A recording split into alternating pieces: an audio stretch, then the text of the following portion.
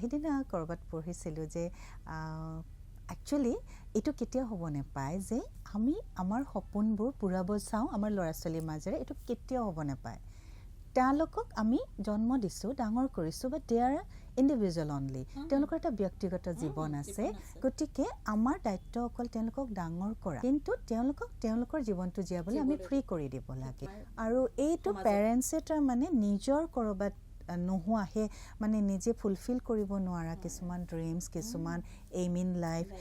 ক'ৰবাত ল'ৰা ছোৱালীৰ মাজেৰে চাব বিচাৰে ফলত ল'ৰা ছোৱালীও ক'ৰবাত পেৰেণ্টছকো মানে হাৰ্ট কৰিব নিবিচাৰে আৰু এইটো চেনেলটো এনেকুৱা পঢ়া শুনাৰ পৰা এইম ইন লাইফৰ আৰম্ভ কৰি বিয়ালৈকে টানে যে ল'ৰা ছোৱালী মাক দেউতাকৰ কথা ৰখাব গৈ ক'ৰবাত নিজকে ছেক্ৰিফাইচ কৰি দিয়ে যাৰ ফলত ক'ৰবাতটোত ছুচাইড কৰিছে সেইটো বেলেগ আৰু নকৰিলেও তেওঁলোকেও সুখী নহয় আৰু ক'ৰবাত মাক দেউতাকো সুখী নহয়